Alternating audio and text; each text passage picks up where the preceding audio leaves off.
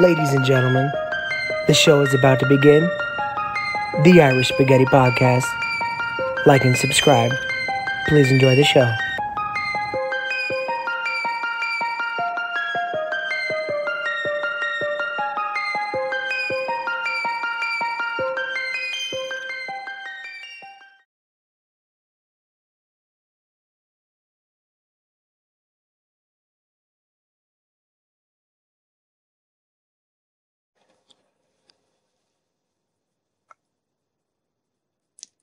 Ladies and gentlemen, welcome to the Irish Spaghetti Podcast. We're your hosts, Billy G, Nikki P, Pisani P. Pisani P. I don't know what we were going to throw in there. We'll work that out later in the future. We got to get you a better intro name. Yeah, Pisani would just work. Okay, but we used to call Johnny Pisani P. Johnny T or Johnny Tsunami. Johnny Tsunami, because it had a nice ring to it. Yeah. But Pisani's stage name is just Pisani. So, what? Pisani Tsunami. Sorry, Johnny. That's fucked up, man. Man, we still got him in there. Did we? Oh, Aggie. I've been calling. Aggie came on one time. You guys remember? He told the story about the no, remember that episode got lost.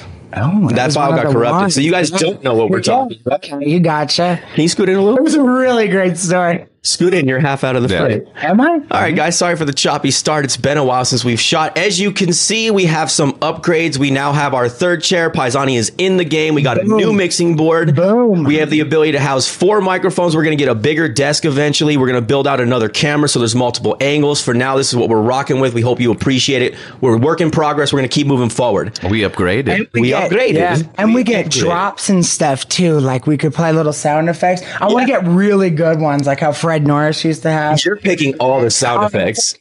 Hey, dude. We got to get Mel Gibson. Yeah. Oh my God. You should just smile.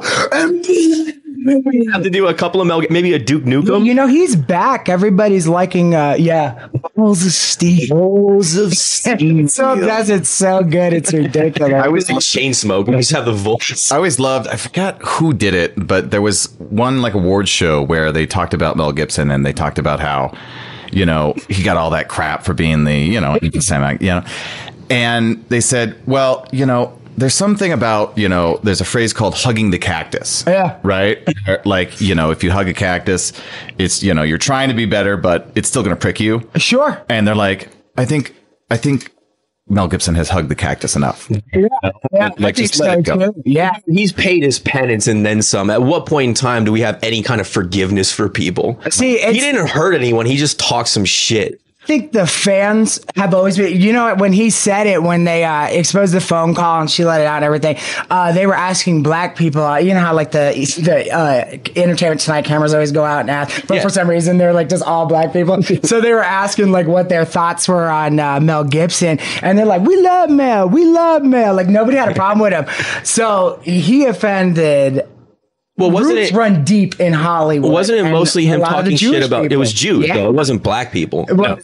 It was? Yeah. Oh. And then he called that one cop. Oh, God, Mel's so dope. He called the female cop pumpkin tits. Are you serious? Yeah. I forgot about that. He's like an 8-year-old, man. I love that guy.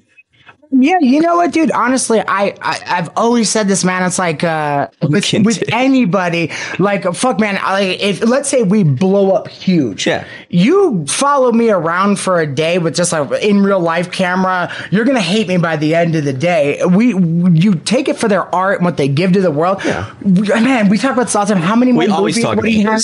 You know what I mean? Also, you have to realize too, like all great entertainers of the world in all of history, they're all lunatics. Yeah. These aren't like normal balanced personalities. Exactly. Well, yeah, I mean, you think about it. What's his name? Greatest actor. Lewis. Well, yes.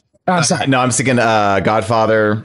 Marlon Brando, baby. Yes. Well, but he also is quoted in saying that acting is not a profession for a man. Like, it's not a proper profession. And it's right. I mean, like, you don't go to an office every day. It's not something you really can apply for. It's not That's true. a proper job. And it's just some crazy thing that certain people get to do. And that's interesting, actually. You play Liberace all day, you're not going to have fucking calluses built up on your hands unless you're jerking dudes off. You might in the back of your throats. I'm sorry. That was a layup. He points. So Side note, sorry, there's a little bit of opening banter here. We just get back into the swing of things. We have something very special to announce, guys. Stay tuned for the near future. We have an interview coming up, a legit, solid, great interview. Very interesting. For those of you that are into murder mysteries, I highly recommend that you tune in, even if it's just for these couple of episodes. So you can set it up. Yeah. Who wants to set it up? Who wants to set it up? One of you guys? Orange Whip? Orange Whip? Mind I take it? Okay, sorry. Go for it, man.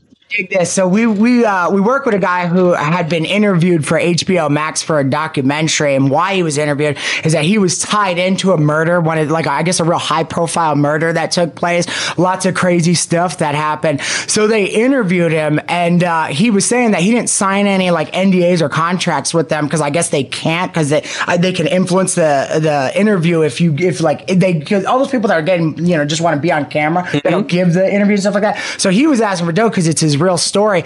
Well, they say, well, we can't give you anything like this. So he didn't have to sign anything. So us being, here, and he knows that we have an outlet to do it, he decided to come on and tell his story. Yes. So this HBO documentary apparently drops next year. So we're going to get the story ahead of time. Also, the gentleman who was murdered was his first boyfriend. So he's deeply and intimately connected to this person and to this story. So he did about 4 hours with HBO. He said they only used about 15, 20 minutes of it. Yeah. So he's going to come on. Yeah. Is it? Oh, yeah. That's normal. So they just kind of, they have to cut it down to the documentary length. It can't just be all about him. So people aren't going to say interesting shit for fucking 2 hours. Just a bunch of, and I remember we did this. I mean, we were frozen yogurt the day before. So a woman. Yeah. They just going down the line. And he forgot my birthday. I was so pissed. It's just anecdotes and nonsense. I said no lettuce on the thing. Lo and behold, a lettuce. What are you trying to do? What are you trying to do? Kill me?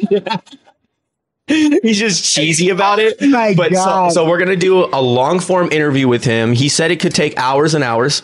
So if it is a very long one, we're going to chop it up into pieces. So it'll be like a 3-part segment or a 4-part series, if you will. We'll release each part of it every single week. And this way you guys won't be overwhelmed with the entirety of the interview. Should be very, very interesting. Hopefully the HBO one does very well also, so you can kind of see what he's talking about. Yeah. And that'll be fun, man. It'll be our first interview. Yeah. Speaking of crime dramas, we have an internal crime drama that happened here on the podcast.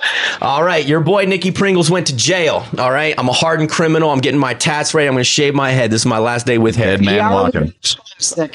Crazy son of a bitch. As you all know, we are. Yeah. That's what I got.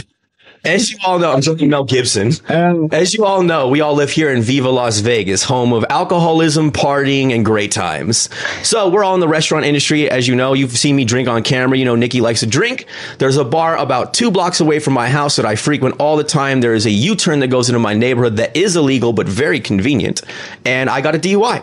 So about a week and a half, what is it, 3 weeks now? About 3 weeks ago, you were locked up for 1 month. I was locked up for about 40 hours, somewhere around there. Oh, I thought it was a month. Yeah, so about 3 weeks ago, I went to the bar by my house, left the bar, it was 4 a.m. I'm the only car on the street, me and the cop, apparently. Did the illegal U-turn. He lights me up, does the field sobriety test, all that crap. I end up getting taken to jail.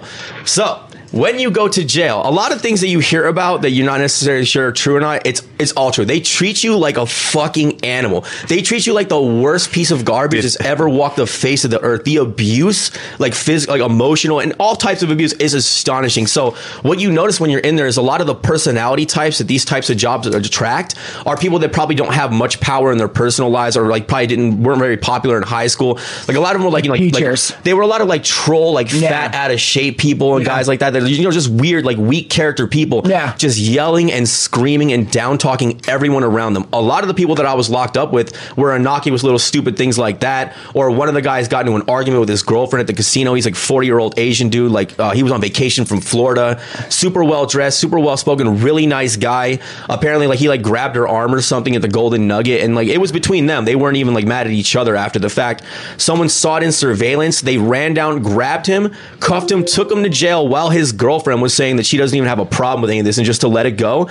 He comes to jail, pays $3,000 on his credit card for bail, Yeah, and they don't let him out. He was in there almost the entire time that I was in there as well. What was he paying Yeah, for? that would have money. Yeah. So like this is going to speak to like kind of the abuse in general. So, you know, after like literally tens of hours of being in there, you see the COs walking by, the correctional officers walking by. You don't know what time it is. You have no idea how long you're going to be there. You don't know what you're being charged with. You don't know like if there's going to be a process. This guy had to catch a plane the next morning at 11 o'clock. He's trying to like call his wife to like see if he could even make his flight. Yeah. So after hours and hours, again, having paid his bail, no real situation had occurred. No one even wanted to press charges. He lightly taps on the window. Again, well-spoken guy, clean dress, middle-aged, normal dude, right? And the guy's walking by and he's like, excuse me, sir. He's like, can you please just go and check and let me know what's going on with my bail? He's like, I want to. And in the middle of him just asking for this simple bit of information, the guy looks at him with disgust, squints his eyes, and just walks away in the middle of him asking that question, where he sat there not knowing what was going to happen to him for another 10 to 15 hours.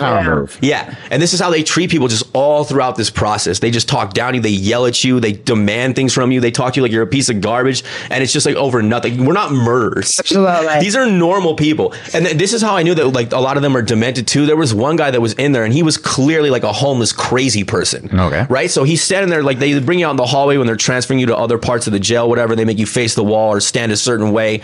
And the guy's looking down at his feet and he's just mumbling to himself nonsense. And one of the CLs who was like one of the best, like the better ball busters in there, like just screaming at everyone. Yeah. He's like, shut the fuck up. Don't fuck with me. He's like, what are you saying? And the guy's just mumbling crazy as shit. And he goes, don't you fucking test me. He's like, I will fuck you up. Like screaming at this guy. And so what do you think a crazy person is going to do? He's not going to rationally comprehend what the cop is asking him. Oh yeah, but it's alone now. Starts talking even more and like even more like lunacy, if you will. So he's like, you know, looking around and kind of shouting. He's like, this is bullshit. Like blah, blah, blah, just running his mouth. Yeah. And that guy's screaming. I'm like pushing him against the wall. It was disgusting. And I'm looking at him. I'm like, who's crazier? You or him? Like, you know, you're talking to a crazy person. You know, you're not going to get the reaction you're looking for. You're looking for an excuse to fly off the handle and be abusive. It was just so transparent, like the egos and the vulgarity of their attitudes. It really bothered me, honestly. I kind of enjoy that though, man. Do you? I like when they kick the shit out of the drunks. You like being dominated though, don't you? No, I like when they kick the shit out of the drunks. Man, is that you're right. You're absolutely right. You went in there and you probably showed them utmost respect for you. Yeah. Always respect. I'm not a bad guy. Mr. Chow, who slapped his old lady, he probably was a good guy. You know, he had like a moment where, you know, he wasn't himself and something happened, stuff like that. But you gotta understand, man. Day after day, they are dealing with the worst, most, what would you call that when somebody thinks they deserve something? Entitled motherfuckers that come to Vegas and think they could do whatever they want and come in there and wave their penis or throw bottles at cars and stuff like that. Going in there going, when is this? When is this? I'm telling you, man, it's a grind. Maybe even the time that you were in there, it wasn't that. But did you go in on a weekend? I don't remember. Okay. Because I was going to say, if you were, I think it was a weekend. That's why it took so long. Why? Because I think I talked to Iggy Sunday morning, and I think that's why it took so long for you to even get out, because they don't let you out. Like, you know. Well, they make money off of every 24 hours that you're in there. So no matter when you get booked, they're going to try to keep you there for 24 hours to get paid by the state. I know so much about jail from the guys that frequent the place. Regulars. Yeah. They know their own like prison numbers by heart. I'm not bullshitting. Like they literally know their own prison numbers by heart. Anybody for some real shit, or did they go to the shower? There was a few in there for some real shit, but there was a lot of us that were in there for nonsense. It's just like a money making scheme. They just pick people up over nothing. They lock you up. They treat you like crap. They don't feed you. You're in a freezing cold room on a cement floor with nothing. You have nothing, dude. Like if you have a medical condition, they don't give a shit, dude. You're just laying on the floor in the freezing cold, and for hours and hours and hours and hours. And they, at one point, they fed us. They call it chow. You can't call it food. You have to call it chow. They get really upset about this. And so it was chow time, and they gave us dry frosted flakes with no milk whatsoever, and these like shallot potatoes. It looks like they just poured water and like a half and half packet on top of it. It was so disgusting, man. Everything about Mother's recipe. Yeah, it was. And they don't give you anything to drink. You're drinking out of this disgusting stainless steel sink that's attached to the toilet from your hands. They used to give you like juice boxes. Yeah, all that fucking. It tasted like farts, bro. It was disgusting.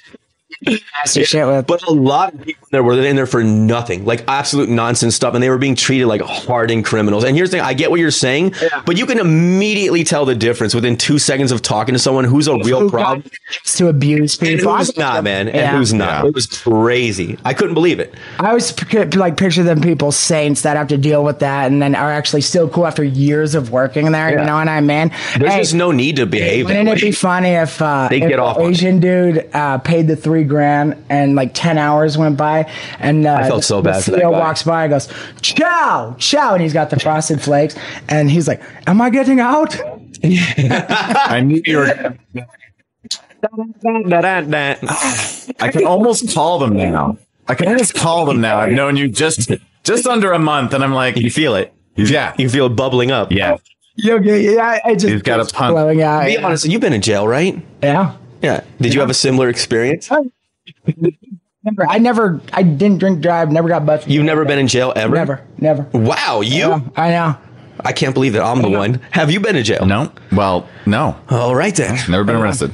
All right, so just me. Come on, man. Thanks, bro. Boom, baby. Next time I need you to bake me a cake with a file in it. I'll send it in. Get out of this place. I'm gonna do a cartoon style. Make the frosting. It'll say, I'll have the frosting on there, and it will say, "Hope you're home soon," with a big winky eye, and you'll know exactly what it means. You know what I mean? Like, why does this cake have a fuse? He hides dynamite. A lot of those guys go there to like awaiting prison and stuff like that. But there's some of those in there. My buddy was detoxing heroin when he got locked in, and he said that he was in a room and like the Mexican whites get along for the guys that are in the North Tower, you know what I mean, like the violent crimes and stuff. And he said that he was in there, and he had like you get a bunch of cellies until you go to prison, then it's just you and another guy. But he's had a bunch of people, and this Mexican dude tapped him on his shoulder, and he was basically dying. He's detoxed off of heroin, and he said he remember just feeling this fear, like, please not now, like, please not now. Like, he's down, but he's just like, please not now. Like, right. I'm dying, please. Like, you feel less than shit. Like, if you're gonna whip my ass, just let me sleep afterwards. Oh, sorry. If you're gonna whip my ass, just let me sleep afterwards. So he's sitting there and he turns around, and the dude has like 4 Advils, and he says, "Take these." He says, "You got 3 days, and then you're gonna have to start helping out around here." So, are you serious? So he was real cool with him. You know what I mean? Yeah. They like took care of him. At least they gave him a moment to collect himself. That was nice. Dude, I have a thyroid condition. You have to tell them you have to go to medical before you get booked up, so they can give you the meds and not have lawsuits and all that. Of course. So I tell them I have hypothyroidism. I'm on levothyroxine, the smallest dose or whatever, and like a day and a half later, the nurse comes around with pills, and they open the cage. They call me up. They open the cage or whatever, and she was like mumbling. She's just this black lady. She was just mumbling to me. She's like, "We didn't have, so I'm just giving you this and this and this." And I'm like, "What?" And I went to go ask, and they got immediately pissed off that I even had a question about my own medical safety. Oh, no. And I just had to fire these pills down and just hope to God that they got this right. Yeah. And like, I only take one tiny pill. I'm like, why are you giving me a combination of pills? I don't even understand what you're giving me.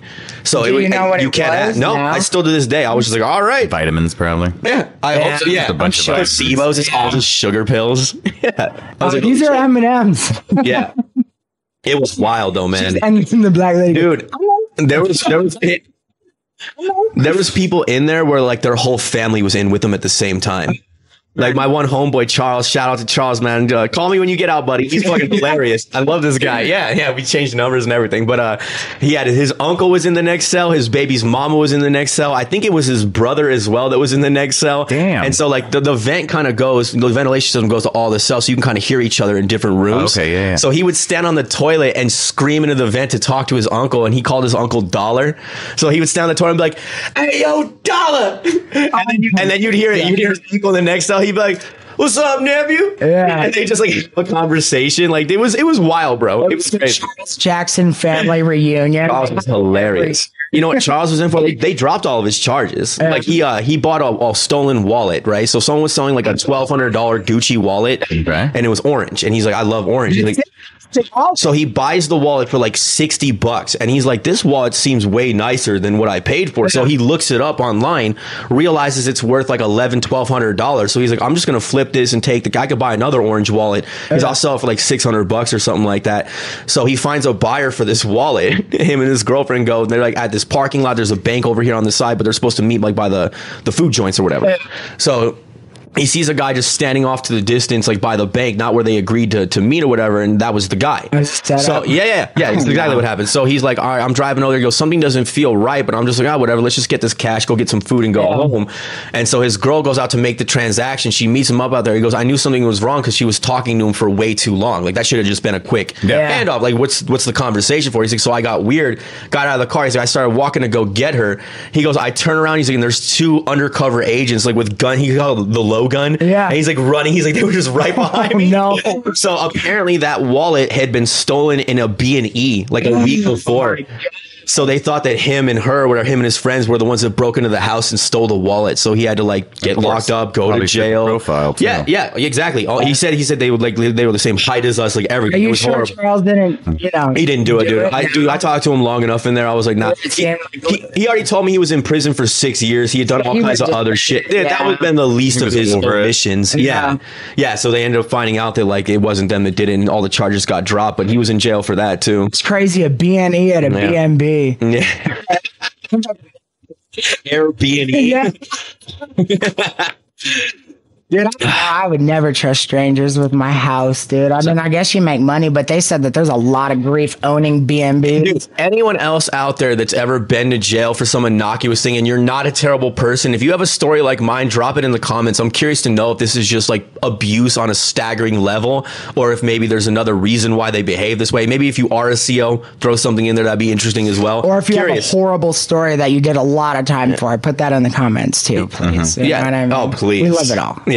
We'll shout you out live on the air. Yeah. So that's what happened to me. Well, the big buzz right now is your boy Terrence Crawford, man. Oh, Fight Talk, guys. Fight Talk, baby. All right, so we're going to get to this one. I just want to briefly touch on this because it was the fight of our generation. Anyone out there who's a fan of boxing, who knows the sport, knows that Crawford and Spence are like the Hagler Hearns of our generation. We've been clamoring for this fight for years and years. Finally happens. Everyone's picking Errol Spence to win. He's the naturally bigger guy. People call it a 50-50 fight, but most people lean towards Errol. Naturally bigger guy, pressure fighter, undefeated, breaks people down, crazy work rate, just a monster of a human being.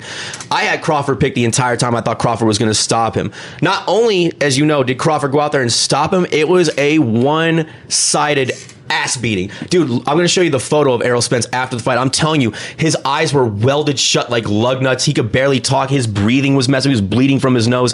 He got destroyed, beat up and stopped in the 9th round. Tremendous fight. Shout out to Terrence Crawford. Congratulations. #1 pound for pound in the world. That was amazing, man. Hey, was it a TKO or did they throw in Ref the towel? stopped it. Yeah, it was over. Spence was still trying to stay on his feet, but he was getting literally beaten around the ring. Like he was staggering, getting slaughtered. Ew. I always found that sick when the corner men don't throw in the towel or that. I know it's embarrassing, but that's a serious job. You need to protect your fighter. You better be ready to do that. Dude. Yeah, it's just one of those things. You got to know also too when to call it. Yes, because I mean, people. I always just think of the Simpsons episode where Homer realizes that he can just keep getting punched and he just has to just like wait it out, but then the whole thing is it's doing brain damage and stuff. Man. Yeah. That's got to be something in real life where like a person can get hit a bunch of times and it's not really a problem. Yeah. And then that last one. It only takes one. It only takes one. Like those one guys that get kicked in the testicles for $5, like downtown and stuff. You can kick them in the balls. Are you being serious?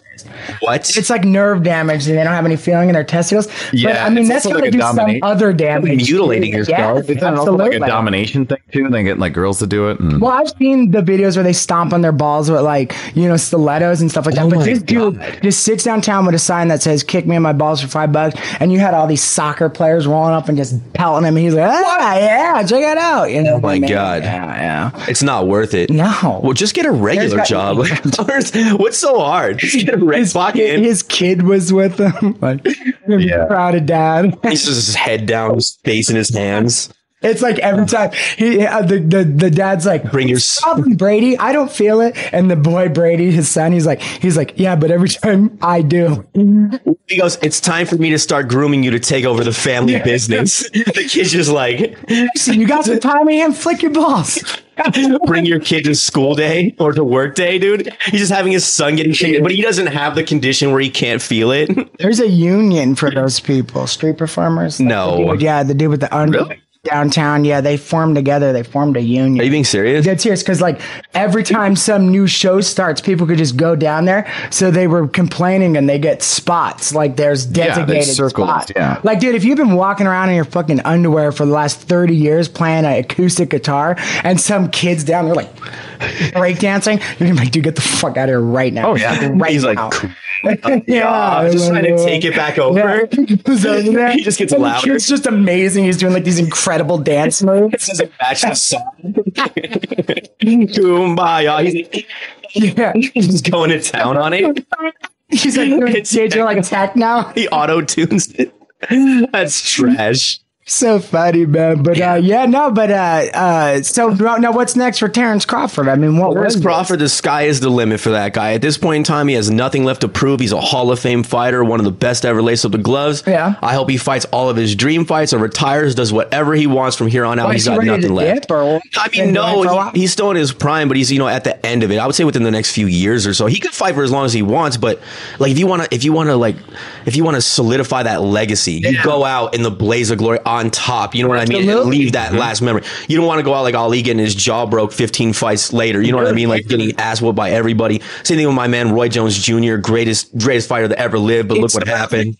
It does. You got to know when to walk away, and I get like it, man. These guys are fighters, and I'm a fighter. Look, it's like, dude, go. You never want to make Indiana Jones 4. Yeah, never.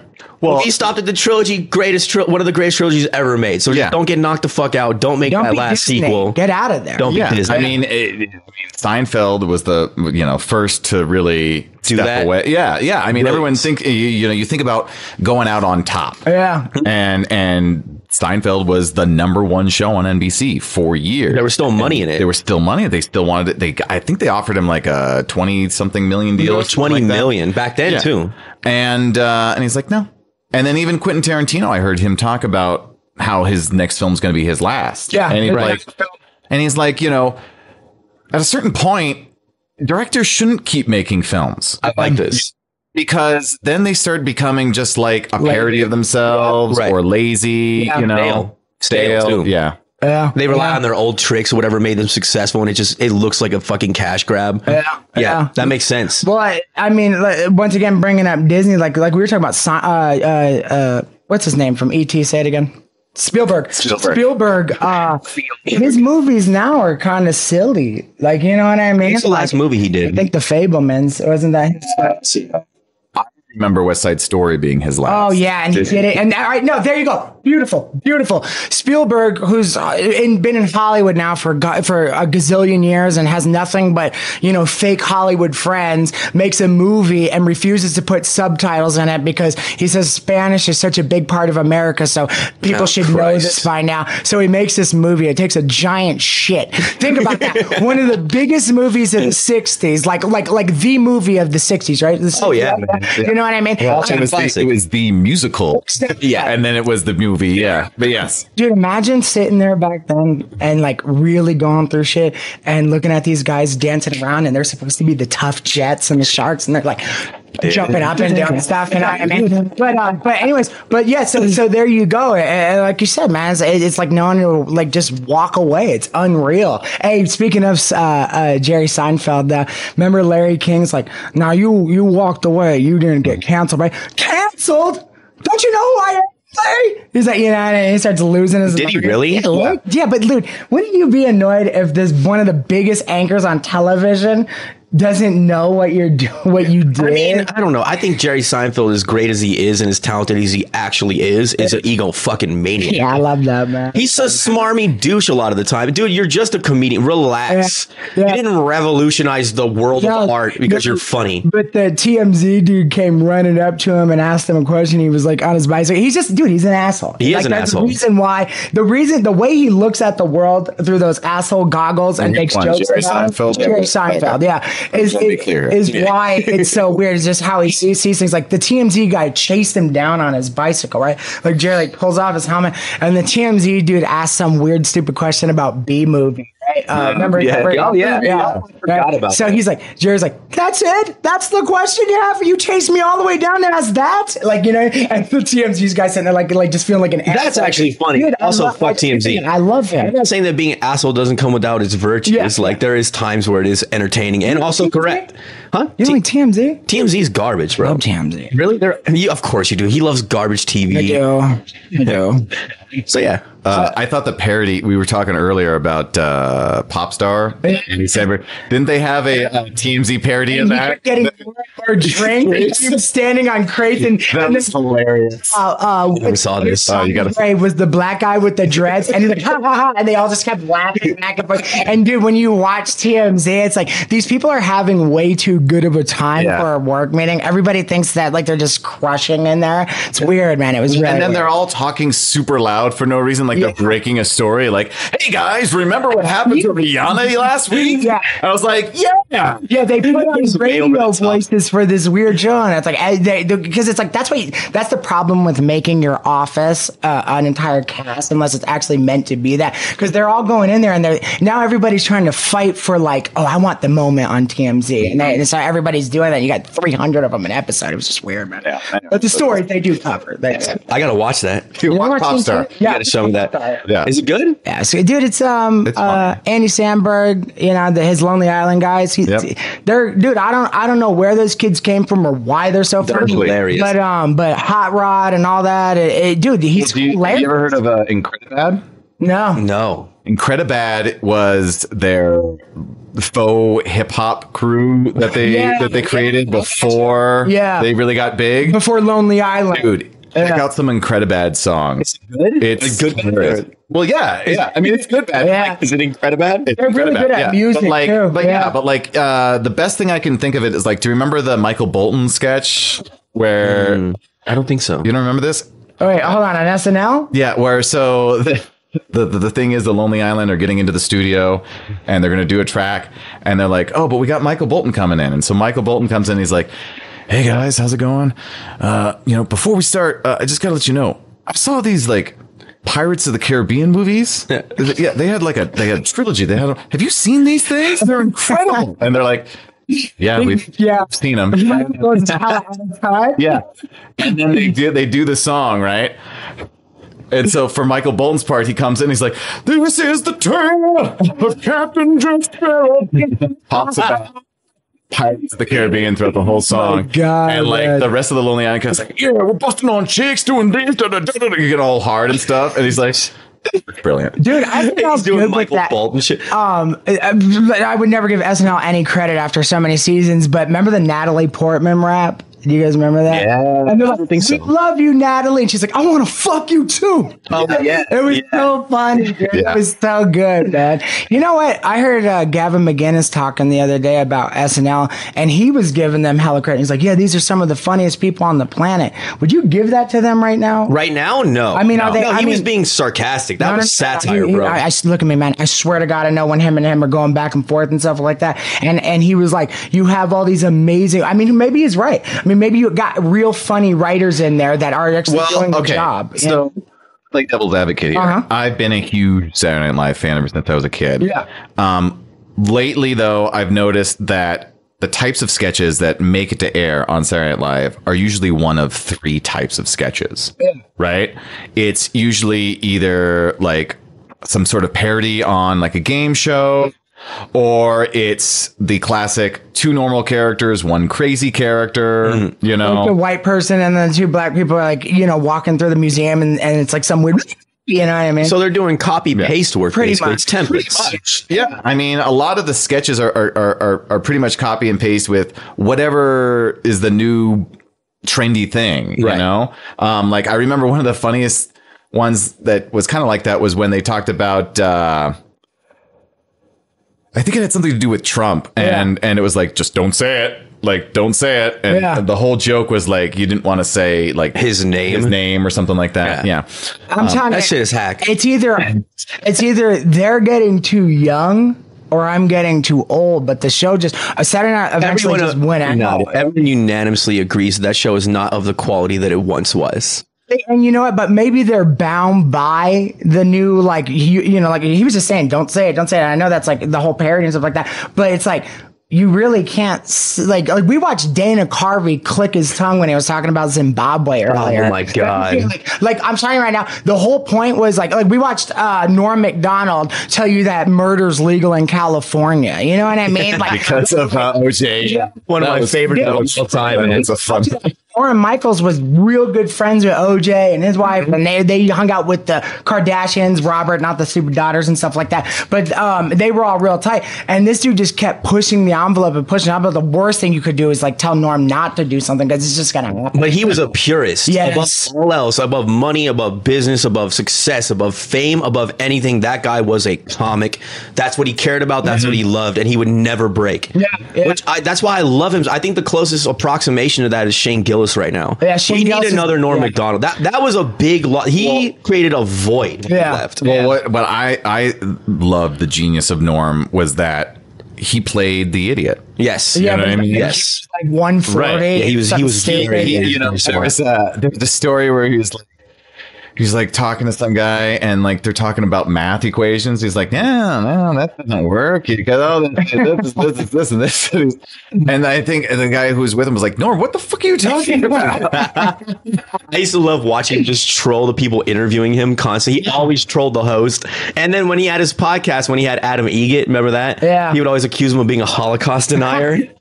All the guests didn't know if he was joking or not. He's like, yeah, Adam's a Holocaust denier. And then he would just roll through it and not address it at all. And they'd just be sitting there like, what the fuck? He's like, I'm not a Holocaust denier. Yeah.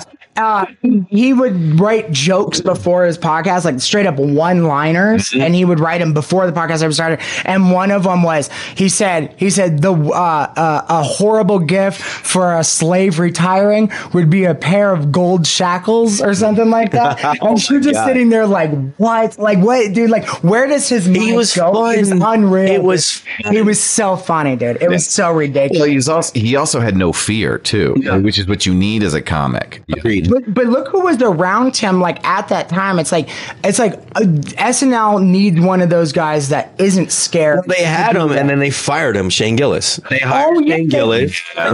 You know, he didn't even say, I'm not going to. I don't even give a shit. The guy's hilarious. He's a world-class talent. They should have put him on. Yeah. If you're a real comic, you're taking risks, you're cutting edge, you're going to say some offensive. This is part of pushing the boundaries of being a real comic. That's what it is. Dude, his buddy did it, and they still fired. But it's the best thing that ever happened. McCusker. Yeah. But why is it okay that we idolize all of the past comics and actors and talents that are cutting edge and broke all the ground for us, but the new ones that do it are demonized? Like that's a good point. Richard Pryor, Lenny Bruce, George Carlin, Bill Hicks. You can go down the list. George Carlin was locked up 1,000 times for saying things on stage. Back in the day. But then again, though, you can make the same argument. In their time, they were demonized and became legends in hindsight. So maybe that's the case now as well. But I do think it's interesting that we look at them and we look up to them so highly, and people that have mirror qualities we look down on in this generation. It's funny, like this whole time that we thought we were kind of progressing on the whole free speech thing and things were getting better, it was actually getting worse. Carlin called this shit 15, 20 years ago, man. He was talking to him. He's like, this soft language is going to lead to problems. All this political correctness is going to be an issue. He's like, it's mind control. It's nonsense. He's like, you're shifting reality. He's like, this is bad for us. And then look. Yeah. It's terrible, man. It was. So what else do we have on the docket? So I mean, to move through this, but Crawford. I have to tap out in about 20 minutes. So you guys can keep going if you want to. But Wrap it up. Next on the docket, Twitter. So Elon Musk bought Twitter for how much did he buy it for, Nick? I remember you were outraged. He overpaid by billions, like billions of dollars. 30 or 44 or something. Yeah. Yeah, it was more than that. I think it was over $100 billion. So Yeah, I think it was. Yeah. today, his two biggest influences to the company is anybody could be a blue check mark for a low price of $8.99 a month. And, really? And he's also changing the name to X. X. It's a stupid name. That is so stupid. It's stupid. Why? It's not a brand of anything. No. It's like when Prince changed his name to the symbol. And it's like, okay, the artist formerly known as Prince, but it's Prince, but we know it's Prince. You know what I mean? But that was brilliant because he changed his name to get out of his bad contracts. Oh my God, is that really why? As far as I remember, yeah, I rember reading something about that. That's the reason why. That's brilliant. Yeah. Driving the pad across the contract, he accidentally made the symbol too, so they still had him. Like the ink dripped on the paper and it just made the perfect symbol. And they're like, "Sorry, buddy, it's right here in black and white." Like, He's like, so he just points to the symbol. No, sorry. I think with rebranding Twitter with X is just like, you had to pick X. I mean, X is so synonymous with... It's generic. Yeah. Well, but also like the triple X is for booze, you know, or like... Don't do this. Yeah, it's silly, right?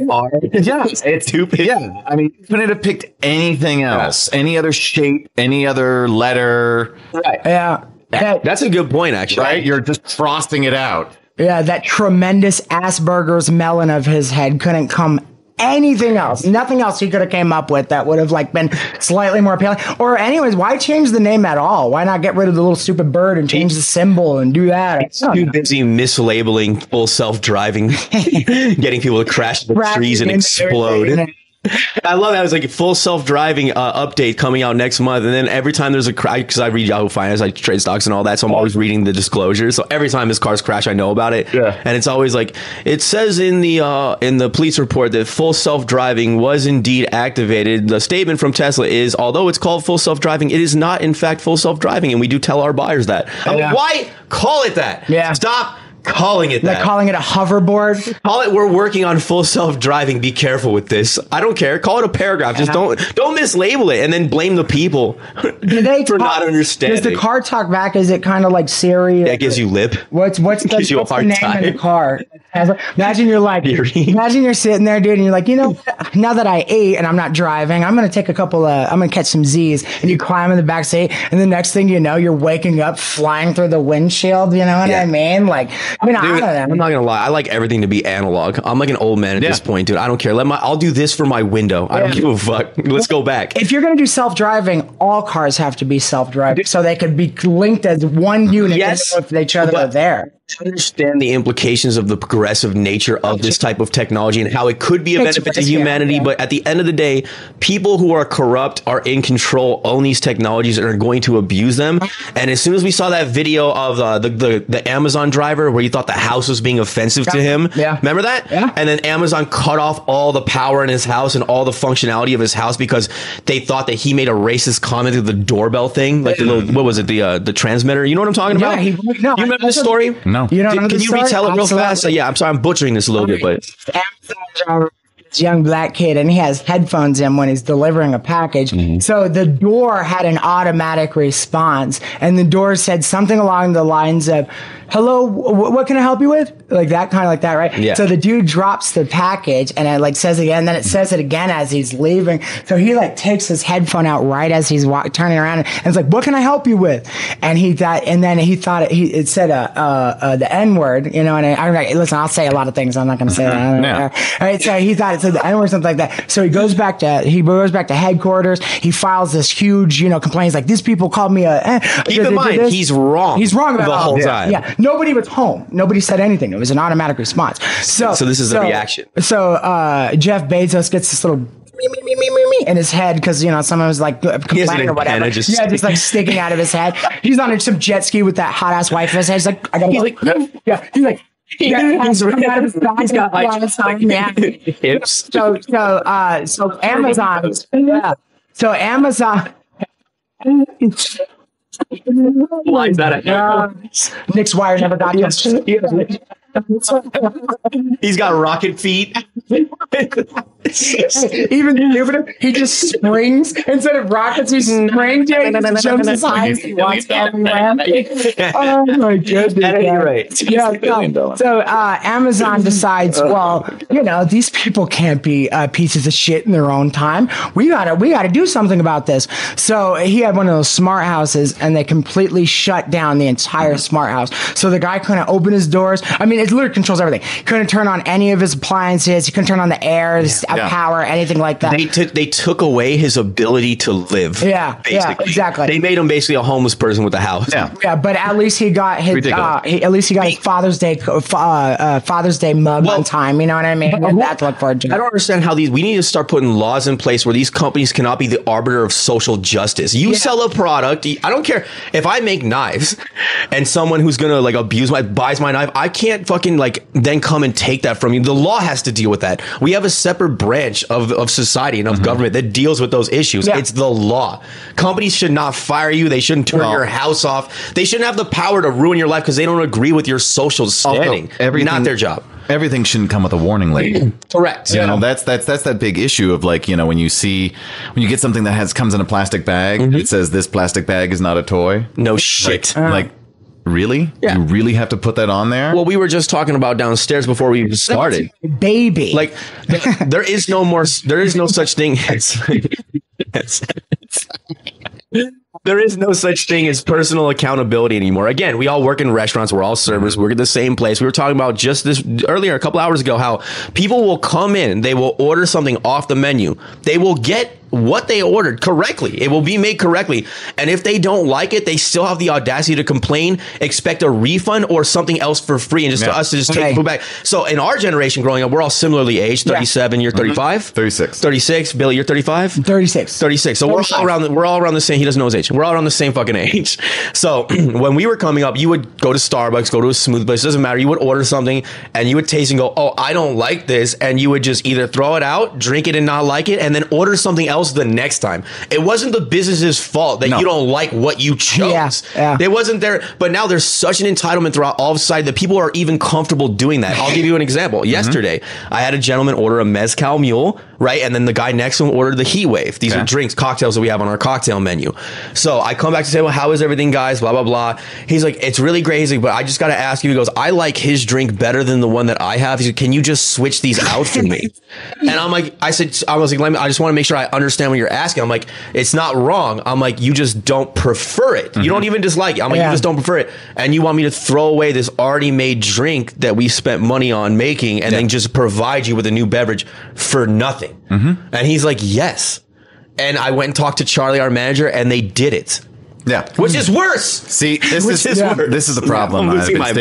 I've been saying this for years. America is one of the only places in the world that expects more for less. For less. I like that. It's perfectly said. Yes. Yeah. Correct. That just doesn't happen. But I miss personal accountability. What happened to, I guess I fucked up.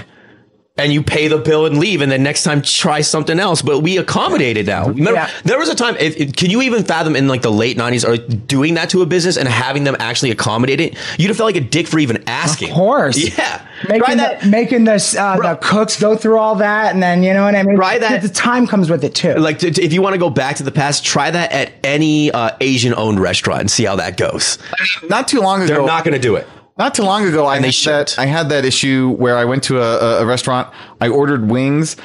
They just brought the wrong flavor to my table. And I was like, oh, well, looks like I have to eat these now. Oh, yeah. Yes. And they're like, oh, I'm so sorry. We figured out we ran the wrong wings out. We can bring you those. I was like, no, I've already had half of these trying to figure out because it was like a chipotle spice one is what I ordered. Ambiguous flavor. And then this one was like buffalo. So it was like sort of spicy, but not really sweet. And so I couldn't really tell. You want it anyway. Yeah, but like I'm halfway through these wings and they're like, oh yeah, we ran out the wrong ones to you. And I was like, oh, bring the other ones. I was like, Anthony shows up and comms it. It's an inside joke. Sorry, but if you're watching for any reason, man. Dude, So one of our managers, one of the best ones, great guy, most competent, smart, very competent, hard worker, great attitude, love this guy to death, was recently fired the other day for nonsense, not his fault. So he's out. But anyway, like he would comp everything whenever he had to do guest recovery because our kitchen's a nightmare. It's neither here nor there. But he got fired for this, and so that's what that joke was. Basically, imagine that this guy was competent because 10 Tops are showing up. 10 Tops is 10 people showing up. They got, 10 heads there. They're ordering their food. They're not getting the right food. It's taking hours to come out to make a burger.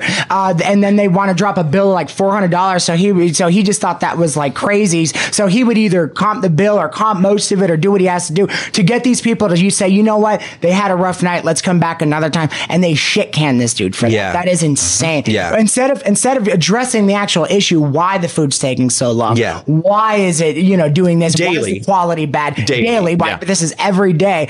They fired this man. Yeah. He was basically the sacrificial lamb. So the lions is that how that goes? No, try to finish it. Go ahead. Right. Yeah. See where this is going. It was the sacrificial lamb, so the Satanists could finish their prayer. The lion. Now, I was going to go back to the lion. What do the lions do, Billy? Tell me about the lions. See, there's this lion and it has the mane and they're tugging on it. Remember?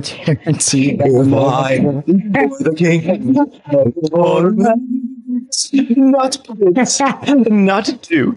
I know the whole thing. Really? Queen. I will growl. That's lying. Oh no! Oh, you're out. Sorry. Get out of here. That's gold. I'm still thinking of how I said lions. It was so funny. Yeah, he fucking jumped on that one. Man. So we don't save each other. I'm gonna let him eat his balls. Yeah, I mean, this thing for me. That's how I learned not to do it again. This poster is a representation of how we've been for the past couple of weeks. We've been beat up and.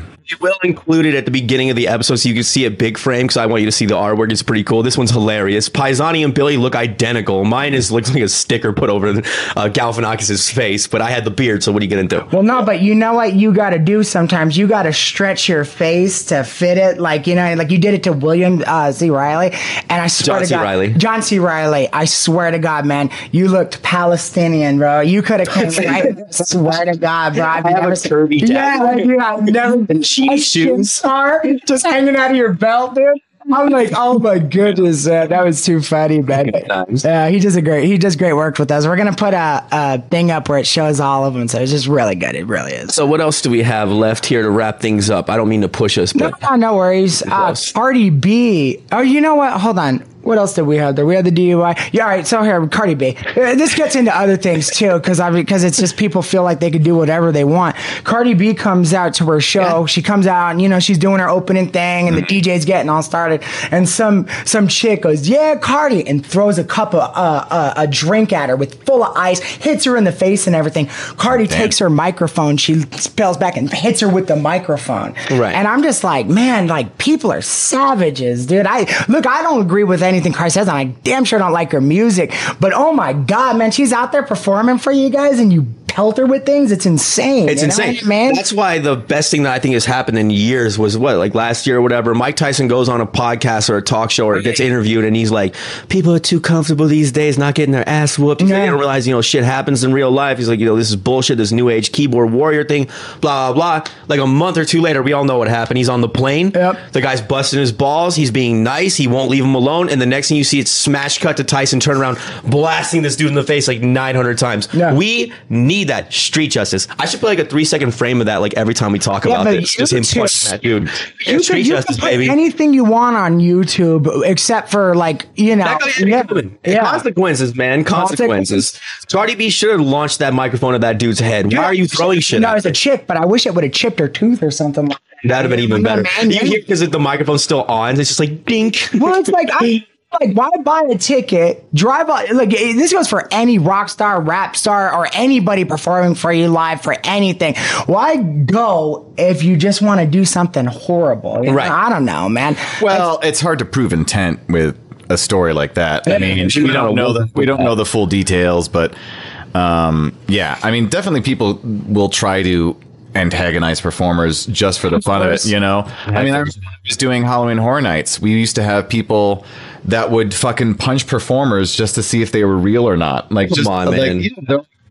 We would have people be victims and they would be bloody and laying down like they were dead, and you couldn't really tell them from the fake bodies that we had. So people were like, "Oh, look, this guy's fake," and would punch the fucking people, and they'd get like knocked out or they get the wind cocked out of them. And then like the only thing Universal would do would be kick the guest out. Well, here's the thing that bothers me about that, because it's not just to see if they're fake. Because if it was just to see if someone's real or fake, you could just touch. Yeah, you're just being touch. Yeah, you know what flesh feels like. This one's fake. Yeah, you just come down with an elbow drop. Hey, people would do that. Could you imagine being like soccer ball kick, having all this makeup on? You got like a bar through your head, and you're bleeding everything, and you come running out going, "I'm bleeding," and they're like, "Yeah." He's really bleeding. They gotta figure out. That's a great place to murder somebody and not have anyone interfere. I wonder if this one's real. And it starts. You bring someone you hate.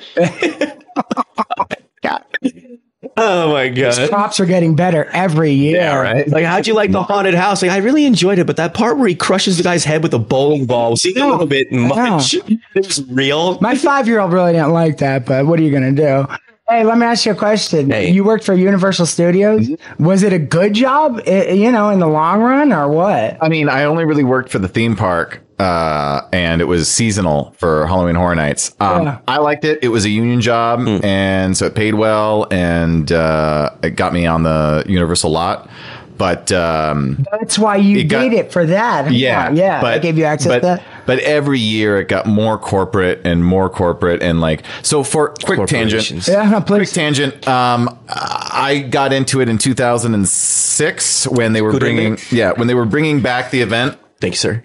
They had canceled it for a long time because people were just getting too drunk and, like I said, hurting performers and stuff. So they brought it back in 2006, and I was hired on for that. And in that year, they actually gave all the performers like dossiers on their characters, like suggested lines, things like that. I was hired as Norman Bates. Yeah. So I was given, a little bit about the character, things that he said, like we all go a little mad sometimes and things like that. Mother, if I could just get you for a second. He was great. He was great. Yeah. So, and then the next year it was, well, only certain characters are allowed to speak.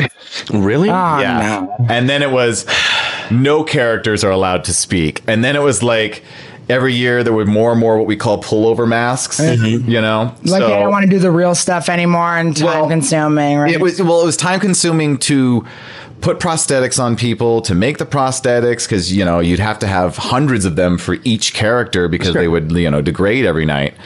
And quality is time consuming. You got to invest the time if you want the difference in the quality. It's the one thing that Universal always had is the mazes always had they looked like set quality, and the corporations do. They're just looking to pinch pennies. Cheaper. That's it. Cheaper, faster.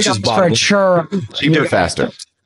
So everyone knows that governments, like the bigger they get, the more restrictive human life gets and the more corrupt things are in general. Corporations are literally the same thing as governments, just on a business level. Any type of government, the larger it grows, think of it like a tumor. The more it takes over and the more it represses and kills. Can I hear a really funny story really quick? Yeah. So I was on a potential jury for this case, and he's like, guilty. No. He doesn't even hear the details. What is he, white? He pretends to be. What was that? Was that Family Guy where he acts like he's being racist and it's all white people? Loud and honky. Yeah. Anyway, sorry. It's fine. It was one of those asbestos cases, right? So it was an old person versus a company, right? Mesothelioma. Yeah, it was like a mesothelioma case, right? And so the judge was very insistent that we treat this corporation as a person. Right. So like the corporation would be tried as a person. And so they're like, does anyone here have a problem with that? And I was like, yep. Corporations are not people. Like this and that. Like to point out. Yeah. And so it got to the point where like the judge was like, okay, look, because like to get thrown off, you really have to like prove to them and say like, yeah, no, I cannot be a good juror because I would not be impartial. Right. Yeah. And I wasn't saying that I could be totally impartial. I was like, yeah, I could be sort of, but I don't really agree on this part and blah, blah, blah. Right. And so finally it got to the point where the judge was like, okay, if you were the corporation and you had a person like you on the jury, would you be scared of that person? Right. And I looked at them and I said, terrified. Yes, I would be scared of myself. I was like, yes, I would be scared of myself. And then they said, go away. Did they really? They're like, Dude, if you ever get called in, what if you just sit down and you just go, Spitz? Yeah. Stare. That's all you say. You say it the one time, loud as fuck, and then you just stare. Do you think they'll let you go? I'm sure they've had that. Oh yeah. Or are they just like, nah, you're just play acting?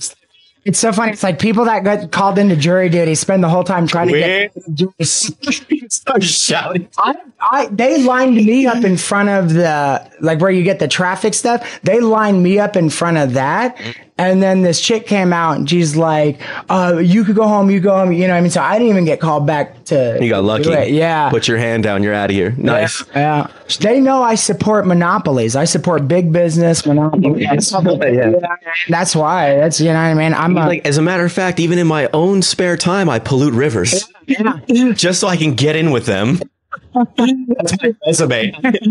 Lakes I've ruined. Yeah, like Procter and Gamble. So what? More gamble than anything else. But. All right, guys. I need to wrap this up to go to work. Do you guys want to keep going? Yeah, you can go on your own. You know, I got another story. You want to go over it? Just one more story. Yeah. All right, so we're gonna shift chairs real fast, real quick before you get up. I'm just gonna real quick. Again, we have the upgrades coming, as you can see. Again, 3 chairs. Everything's going smoothly. We're gonna get another camera angle. We're gonna bring back the videos and the YouTube videos and all that's gonna come as well. Thank you guys for your patience. We had a lot of tech issues the last couple of weeks, which is why we didn't put out content again. Now that this is all working properly, at the very least, we could do the base content. That's gonna be coming at you at a breakneck clip, at least one show a week, clips in between. Also, the interview, again, remember that's coming as well. We'll tease that. We'll let you know a couple of days ahead of time when it's going to drop. Very, very interesting, and we're very excited about the future. Appreciate you guys. I got to start getting ready for work. Take it over. Do you want to switch chairs? Or no, I think it's fine. We should do we should hire a guy that sorry, you know how to close all this out? No. Okay, so when you're done, just click stop recording. Okay. And then I'll do the rest, right? Okay. We should hire an animator. And we'll have like some dude with like a pride flag stabbing another guy, you know what I mean? Like to get it, like it's really like tasteless stuff.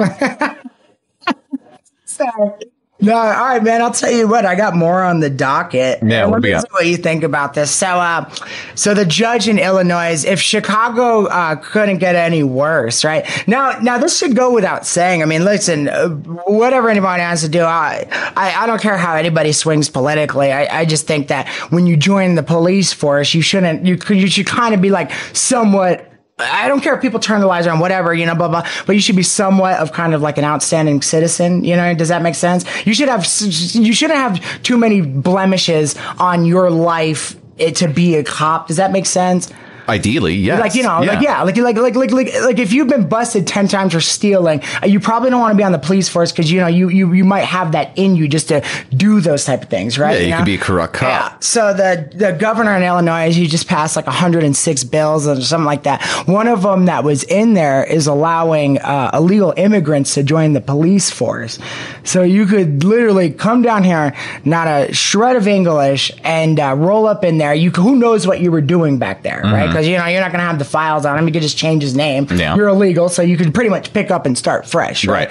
So come down here, or up here, whatever you want to do, join the police force, and now you have this power over everyday people that isn't given to everybody. You know what I mean? It comes with the responsibility of holding badge stuff. And dude, don't get me wrong. Listen, there's a million.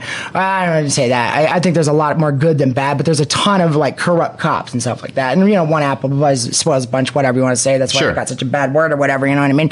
But what it comes down to is how is any of that okay? Like you're starting your moniker just to start is illegal immigrant, right? So it's like it's kind of just a little backwards to me. I don't know why people want to be so progressive to the point where it's like now you're just doing things that don't even make, you know, sense. Well, I mean, also too, like, have we gotten to the point where the workforce is so sparse that we have to turn towards illegal immigrants to fill positions? Yeah. I mean, come on. I mean, I don't know. I've been working since I was 18, and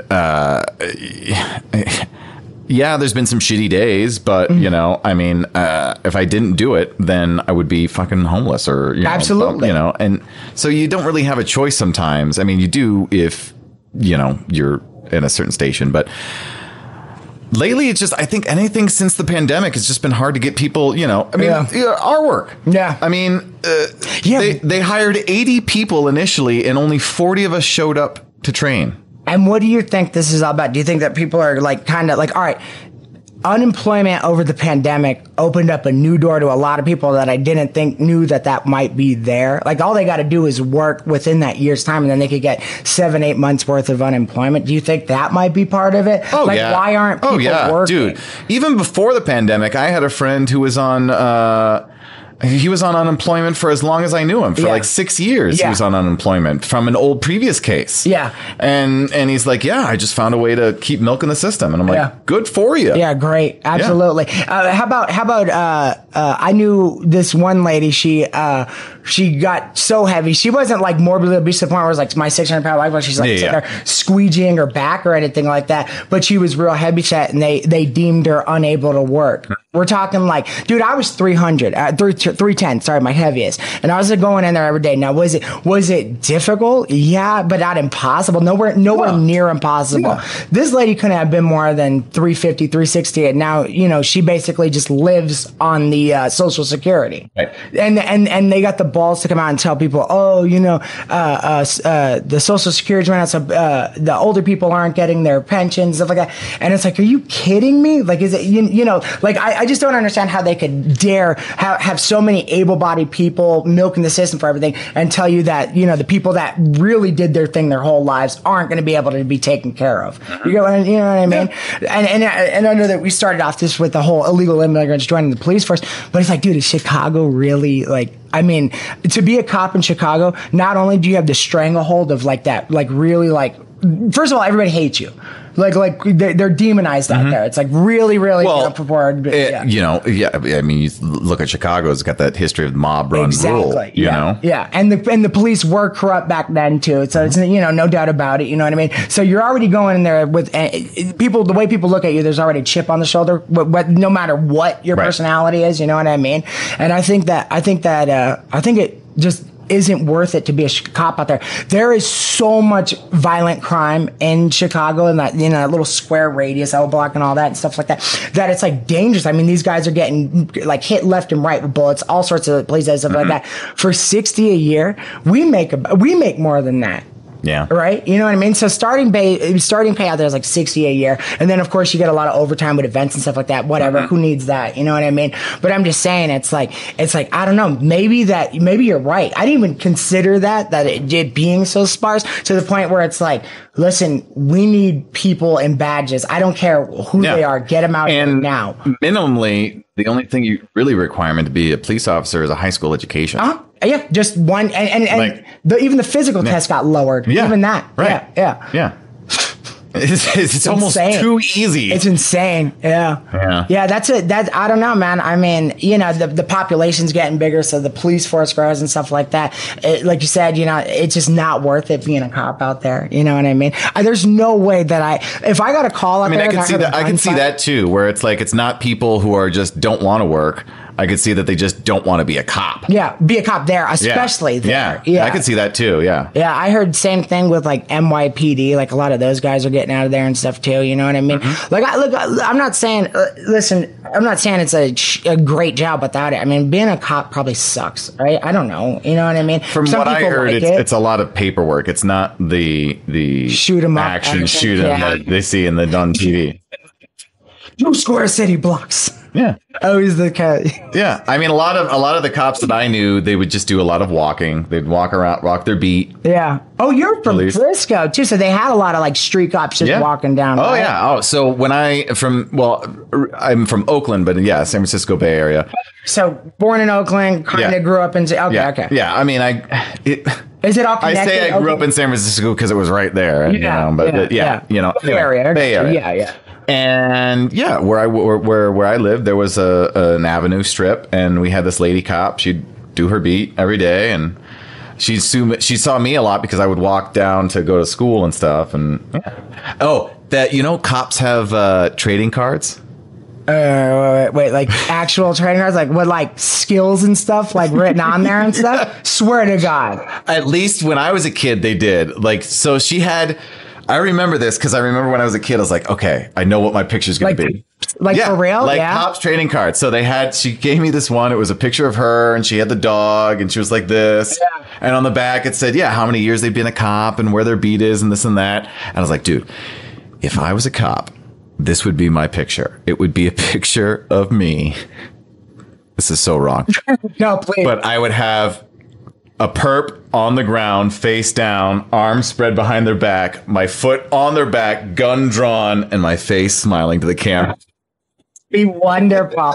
That would be like wonderful. this, like that was gonna be my picture. Okay, mine's similar. Okay, I would have a guy in a headlock and a girl sitting next to us crying with her clothes kind of ripped off, like especially like her shirt and like down by her blouse and stuff, and she's sitting there crying, and I got that. So it's like a domestic. Well, it's more so like, well, yeah, let's just say. I'm not going to start using the R word, right? But that would be my traded card. I see. How many skills did they give her? I mean, was she a good cop? I don't remember. That was so long ago. But I have this picture in my head that I remember standing out on the street, and she gives me this trading card. I was like, wait. Police have trading cards? Yeah. You know what? That to be honest with you, man, back when it was like a community deal, because I don't know, we knew Gasparati, the cop that like, like kind of surveilled our area and stuff like that. Like people knew him. Yeah. Life was definitely different back then. Everybody knows that. But, people kind of knew him and stuff like that. Maybe it was a good way to like kind of reach the kids and stuff. You know what I mean? Like you look at them like superheroes and stuff like that, Yeah.